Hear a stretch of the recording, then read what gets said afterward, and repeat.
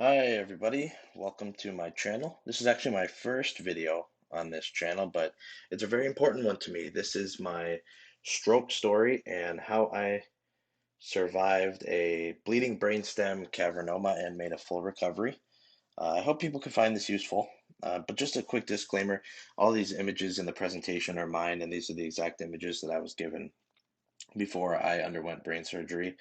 If you would like to use these images for research or for teaching purposes, which I hope, even if it's helpful for one person to study this or to teach something about this, I really do hope that it can benefit someone. But if you do choose to use these images, please just contact me just to let me know. I'm going to put my email down in the description.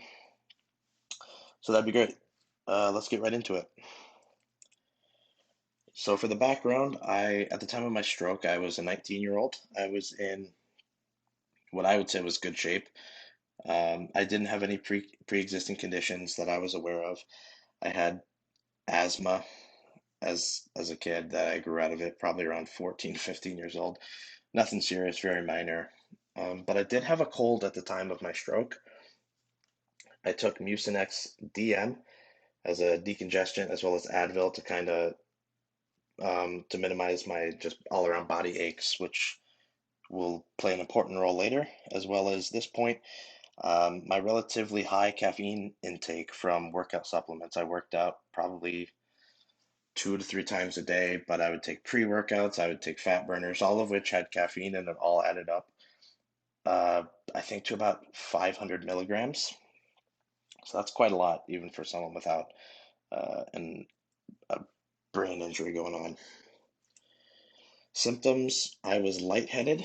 I can't remember exactly how far before the stroke that I was having lightheadedness, but that is the most significant symptom that I can recall.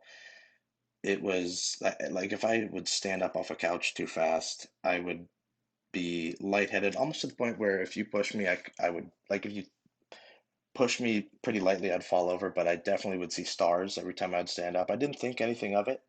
I didn't have any family with anything about strokes. No, I didn't have any head injuries, no head traumas growing up. But I did have some minor headaches leading to the strokes. My parents suffer from migraines, but I luckily do not. Um, After my stroke, so like the points I just mentioned, I would have, as a 19-year-old, I had no reason to believe that I was going through a stroke when I did. So days would go, I somehow made it days after my stroke without seeking medical attention. But in those days, I was very dizzy. I was very sensitive to light. I had paralysis on the right side of my body, split directly down, which came with the droopy eye, the slurred speech, weak on my right side. And the actual stroke was called a bleeding brainstem cavernous malformation. Um, a short name is cavernoma, which occurred in the middle of my sleep. So here it is, right here. Here's my brainstem. So if you see this, that I mean that's pretty significant in size. So a cavernoma or a cavernous malformation is typically a raspberry-sized cluster of abnormal blood vessels, which ruptured in my brainstem, causing the stroke. If I had to describe what the pain was like, it was horrible. It was the worst pain I've ever had in my life. It was as if someone was trapped inside my brain with a pickaxe trying to get out continuously. And I didn't know what was going on. I thought this is what a migraine was like because I had never had a migraine, so I didn't think I needed to wake my parents up, but I could not settle my brain down. Like it felt like so much was going on. I just could not slow down in my head.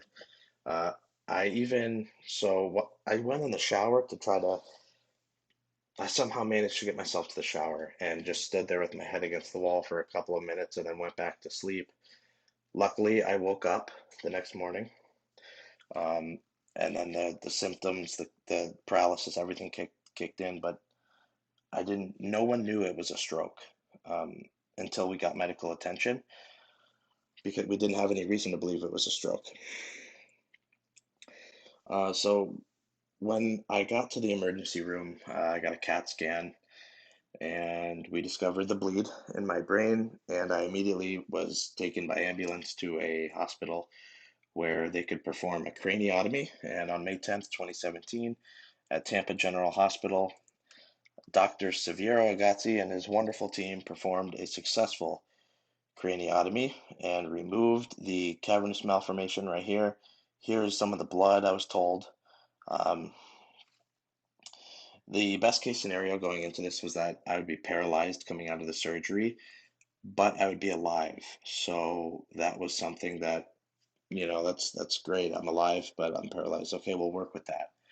Uh, and I recall my surgeon, Dr. Agazzi, telling us that we wouldn't know what it was like until I wake up. We wouldn't know wake up from the surgery. We wouldn't know my state.